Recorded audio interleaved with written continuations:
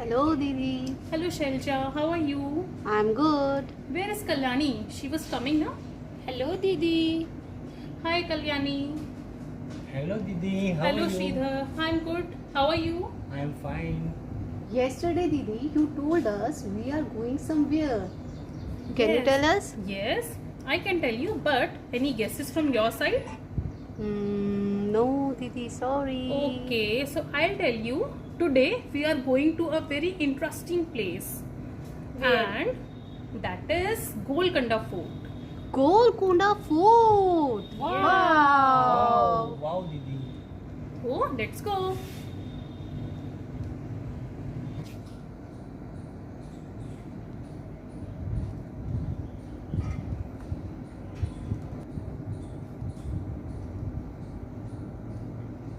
At last, we reached Golconda. We were glad that Didi was with us.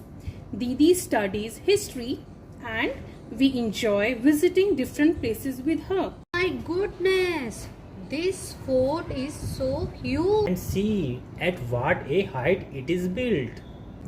Just look, have you ever seen such a huge gate? It must be very heavy. I wonder how many people would be needed to open and close this gate. Look at these sharp iron spokes. I wonder why they were made. Look at this thick wall too. I have never seen such a thick walls. At some places, a part of the wall come out in the ground round shape. I wonder why. See, these are even higher than the wall.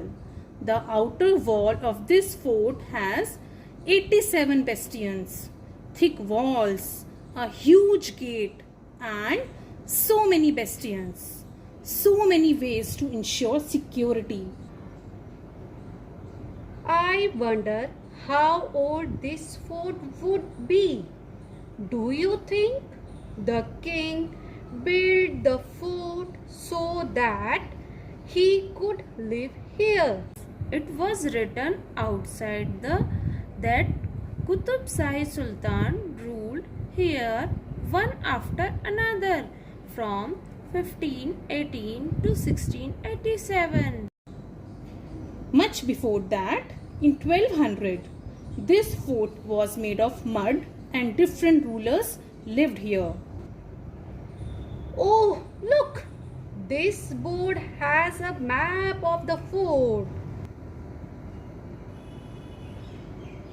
This map shows so many gardens, fields and factories. See, there are many palaces also inside the fort. That means that not only the Sultan but many other people like farmers and workers must also have been living here.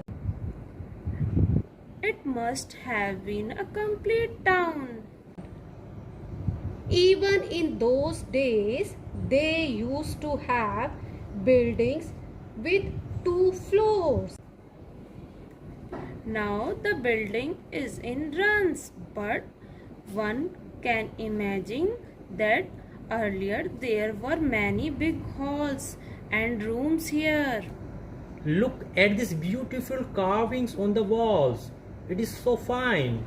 We also something like a fountain on one of the roof. Yes, there were many big tanks and fountains here. They used to be full of water. We were all talking. Sridhar called us to see a big gun. We ran up the steps. This must have been the Sultan's big gun. This was used by Aurangzeb. His full army came with their guns and cannons to attack, but they could not even enter the fort. For 8 months they camped outside the fort.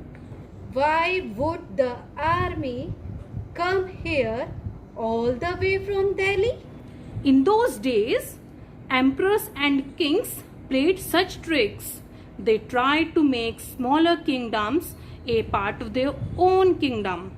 This was done sometimes by friendship, sometimes by flattery, or even by marriage between families. And when nothing else worked, they also attacked them. Why is it that Aurangzeb army could not get into the fort? He had so many soldiers and big guns. Did not you see these strong thick walls? In the map there is a long deep ditch along the wall.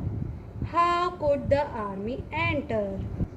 If the army tried to come from a different side, then the soldiers in the bastions would have seen it from a distance.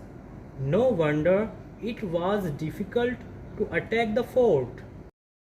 Imagine the army is coming on the horse and elephants with all their guns. Here the Sultan army stand full prepared.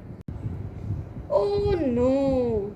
How many people and soldiers on both the sides must have been killed in all this fighting? Why do people attack and have wars? Guns and cannons are the things of the past now. These days, many countries have nuclear bombs. A single bomb can cause so much destruction. Oh, the breeze feels so cool in this tunnel.